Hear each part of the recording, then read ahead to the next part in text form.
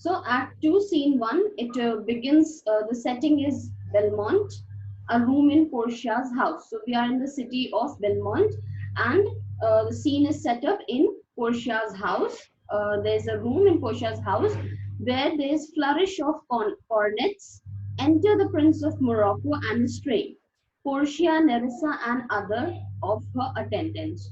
So if you remember from the scene 2 of Act 1, we had left Portia where she was bidding farewell to her the suitors that had already arrived and now they were leaving, and a servant had come and announced the arrival of Prince of Morocco. So now in this scene, the Prince of Morocco is entering, and he has come over here with a lot of trumpets and means he set up a pompous show, and now he is coming with all of his servants and all. His train is following him behind. His train would include his attendants and servants or soldiers, etc. All right, and Portia, Nerissa, and her attendants are also present over there. All right, Morocco refers to the Prince of Morocco. He says, "Mislike me not for my complexion, the shadowed livery of the burnished sun." All right, so he says that Prince of Morocco, he's a dark complexioned man. So he says that do not dislike me because of my dark complexion. Just because I'm dark complexion, do not just look at me and dislike me. At the first sight, do not just think ill of me. And then he says that this dark skin that I have received is due to the brightly shining sun. The sun that shines so brightly, uh, it has tanned me and gave me my dark complexion. To whom I am a neighbor and near bred. I am a neighbor and a close relative. He is referring to the sun. That is, he has come from the place where sun's direct rays are received, and there is much heat, and therefore he is a dark complexion man. Bring me the fairest creature northward born, where Phoebus's fair fire scarce thaws the icicle. Now Phoebus, it refers to the sun god. All right, it is the Greek name. Underline that, and please note it. It is the Greek name for sun god. Underline Phoebus and write it is the Greek name for sun god. All right. So he says that and icicles are when there is a heavy, hanging piece of ice. That is when ice water freezes, and sometimes you see this kind of shaped ice has, water has frozen in this shape, as if some pointed things are pointing downwards. Those are known as icicles. All right, they are hanging piece of ice where water has frozen, as if it is dripping down something. All right, the water was dripping down something, and in the same form, water has frozen. So thin ice pointing downwards, that is known as icicles. So he says that get me to a person from a place where the sun god's fire, it rarely thaws the icicles, means where the sun rays are not so warm and hot, and the sun's rays are not that directly received. That is, get me some person from a place that is not as hot as the place from where I come from. So that place is where in the northward direction. So bring me the fairest creature, the one who is the fairest of all. Bring a man who is the fairest of all from the northward side, where sun rays are not directly received and they are not that warm. And what should they do after bringing a man from such a place? And let us make incision for your love. Let us make a cut for your love. We are going to both receive a cut to prove whose blood is reddest, his or mine. And then we both will make a cut, and then when blood will ooze out from that wound, we are going to check that whose blood is redder. All right. Why is he comparing the color of the blood? Because Elizabethans believed that the redder the color of your blood is, the courageous you are. So he wants to say that though I am a dark complexioned man, but my courage, my bravery is no less than fair people. All right. My dark complexion is because I come from a place where sun's direct rays fall, and the bright shining sun has given me this skin color.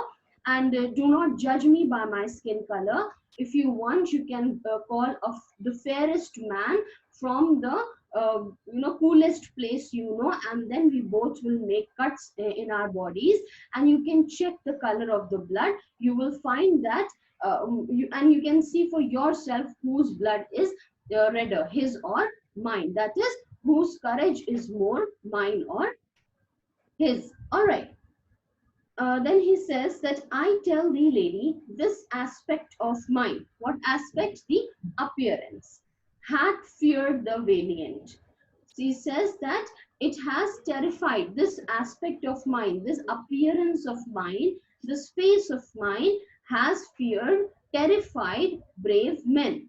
All right, this appearance of mine has even terrified brave men. By my love, I swear, the best regarded virgins of our clime have loved it too. So now he is kind of boasting about himself all through the speech. He says now that my complexion, my appearance has caused many brave men even to feel terrified of me. And I can swear that the women of my country, clime over here refers to country, and the best regarded virgins, they are the noblest maidens, the maidens of my country, the best of them, the noblest of them have they have loved me and loved my complexion. That is, the maidens from my country, they love me and love my appearance, love my complexion. I would not change this hue.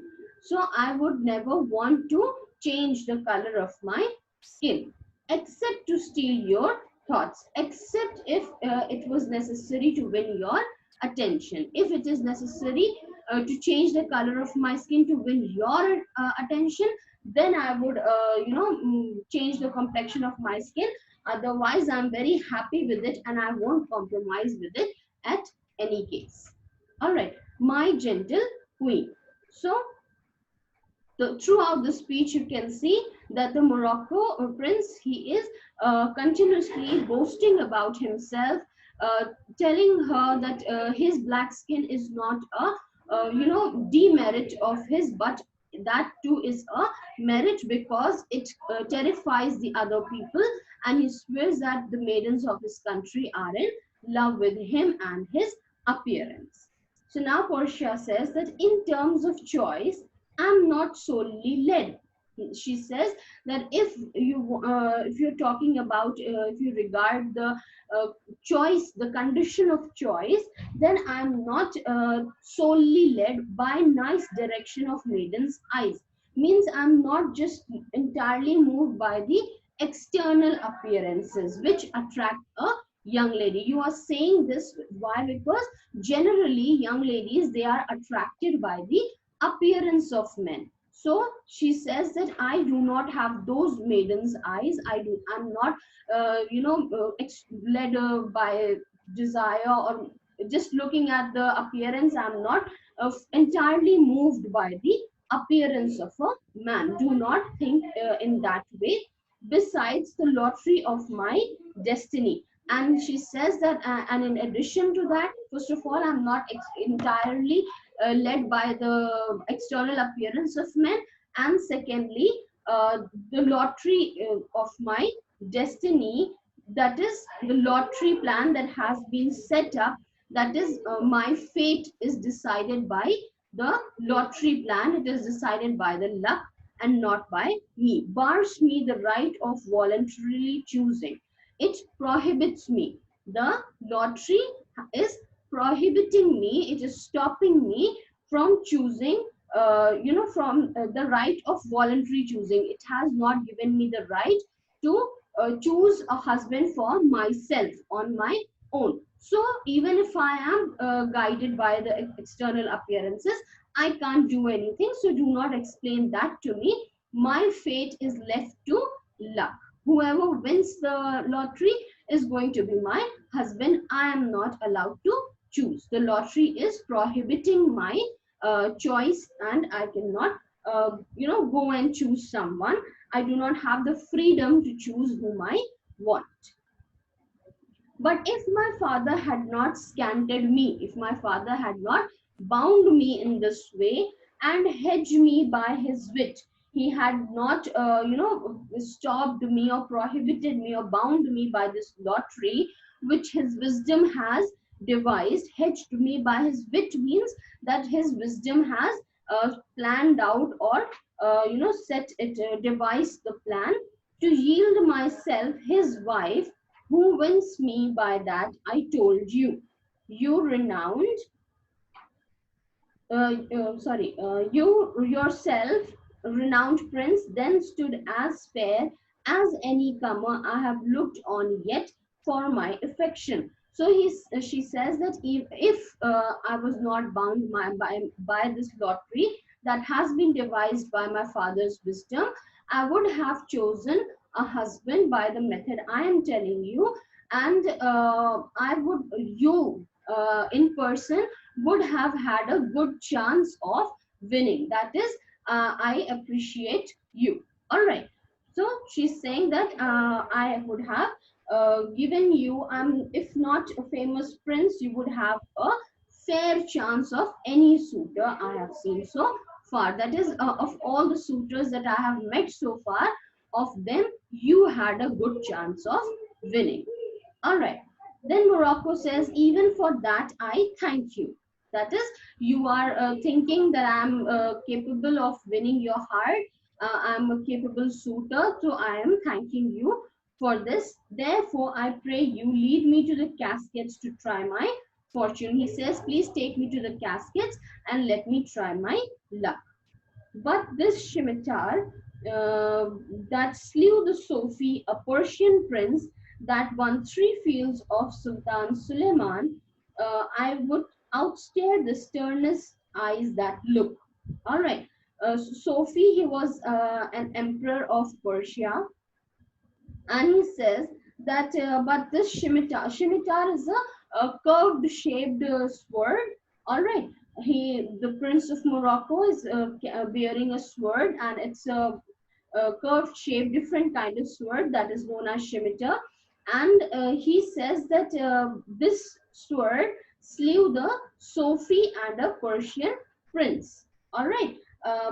This has I slew the Shah of Persia, the king of Persia, and a Persian prince who had won 3 battles against the 3 fields means 3 battles against Sultan Suleiman. All right, this Sultan Suleiman is a Turkish Sultan, Turkish king.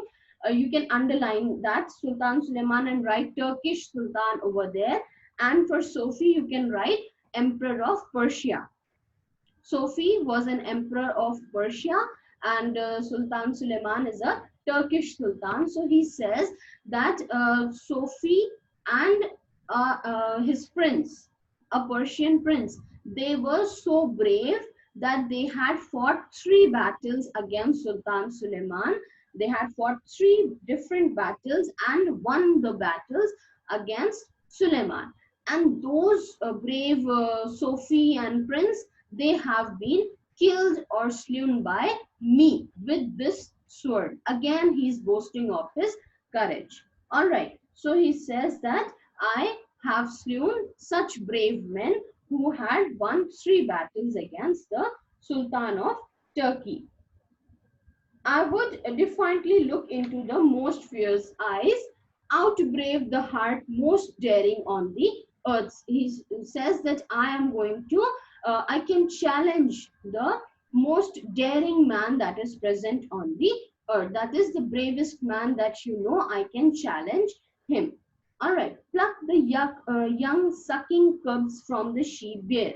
He says that I have the courage, I have the bravery to go and snatch away the small cubs of the bear cubs that are sucking on their mother.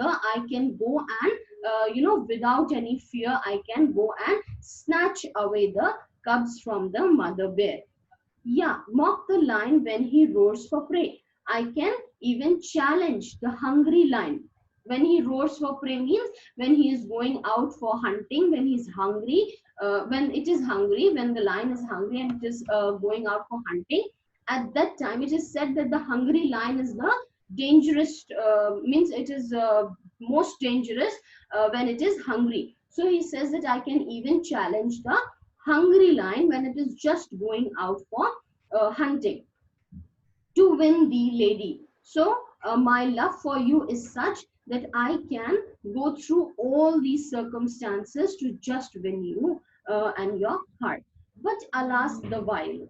He says, if the lottery was to judge the bravery of men, it had the lottery been set up in such a way that the courage or bravery of a person had to be checked or evaluated, I would have gone to extreme limits to win your heart. What would I have done? I would have looked into the most fierce eyes. I would have challenged the bravest men. I would have snatched away bear cubs from the mother while they were sucking on her. I would have, challenged the hungry lion. All just this because, just to win your heart. But alas, why alas? Because he says, because he knows that the lottery is based on luck and not bravery. So he is sad and therefore using the word alas, exclaiming with sadness. If Hercules and Lichess play at dice, which is the better man, the greater throw may turn by fortune from the weaker hand. So is Alcides beaten by his page. What had happened? Hercules, he is the hero of Greek mythology. He is considered to be the bravest man. All right. And very powerful, very mighty, and he's supposed to have defeated. Means he was not defeated by anyone. He was all powerful and brave. So what had happened once he was playing a game of dice with his servant. All right. So he was while he was playing, the winning throw was made by his servant. All right, and and he got defeated. So Lichess or his servant is the weaker man, the weaker of the two. Yet he could win. Why? Because dice is a game of luck. It is not a game of bravery. It is a game of luck, and therefore his servant, the weaker of the two, could easily win the match. All right, so he could easily win the match, and he's saying that Prince of Morocco, he's complaining that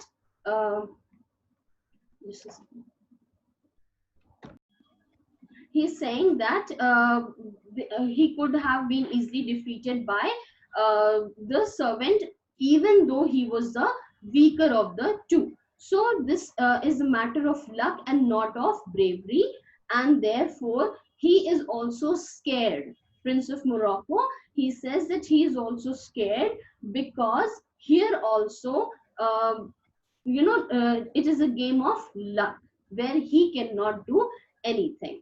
He says, so may I, blind fortune leading me, miss that which one unworthier may attain and die with grieving. So he says that I am also bound in such a case where I have to just play and leave everything to pure chance, and it might happen that an unworthier man, a less deserving man, wins the lottery, and I remain, grieving for the rest of my life. All right, so he's telling Portia that had it been a game of courage, had it been a game of bravery, I would have, done all kinds sorts of things that I could have done to win your heart. But now, because it is a game of chance, I can only take risk, and it is possible that a man who's less deserving will win the lottery, and I would remain, grieving for the rest of my life. Now, he had been boasting all the time about his bravery, about himself. But here, when he says these lines, he is, matching a bit the level of the thinking of Portia. Portia says, "You must take your chance," because she also feels sometimes that she doesn't know who might win the lottery. So she too is scared that I don't know who's going to win the lottery. You must take your chance and either not attempt to choose at all. Now, Portia says that either you must take your chance, or either you should not make an attempt to choose the casket, or swear before you choose. What do you have to swear? That if you choose wrong, never to speak a lady afterward in way of marriage, therefore be advised. Now, Portia warns the Prince of Morocco that you must take your chance. If you want to try your luck, you have to take part in the lottery. But she says that either you, uh, you know, come with me, and you have to swear an oath. And what is that oath? That if you are attempting the lottery, if you are trying your luck in the lottery, then you have to swear that if you lose, then you will not even talk to a lady in terms of marriage. That is, you won't be allowed to marry for the rest of your life. So the clause of not marrying any lady comes over here in this scene. In Act 2, Scene 1, you have to remember this, that in Act that you have What to happened? mention, uh, sorry, all right, you have to remember that this clause of not marrying anyone if you lose the lottery has come over here in Act 2, Scene 1. And now you know that why the previous suitors had left without trying their luck in the lottery, because they did not want to swear to such an oath. All right, so Portia says, therefore be advised, means therefore think carefully before you choose. All right, do not hasten, think properly, and then take your decision, because it's a big decision. If you win, fine, you would get me, but if you lose, you won't be allowed to marry for whole of your life. All right, so Morocco says, nor will not. Come bring me unto my chance. So he says that fine, I will never ask, even ask a lady to be my wife if I choose the wrong casket. That is, he is agreeing to the terms of the lottery. And Portia says that first forward to the temple after dinner, your hazard shall be made. So she says that let us go to the temple, and then after dinner, your hazard over here means a difficult choice. It is going to be made. That is, you will first, choose the, go for the First, you will go for the swearing of your oath. Good fortune then to make me blessed and cursed among men. So he says that may I have a good fortune. He is wishing, he's praying that he has a good fortune. And he says that this choice is going to either make me the most happy person, or it is going to make me the most cursed among men. The cursed one among men. Why cursed one? Because he's neither getting Portia nor any other lady if he loses the lottery.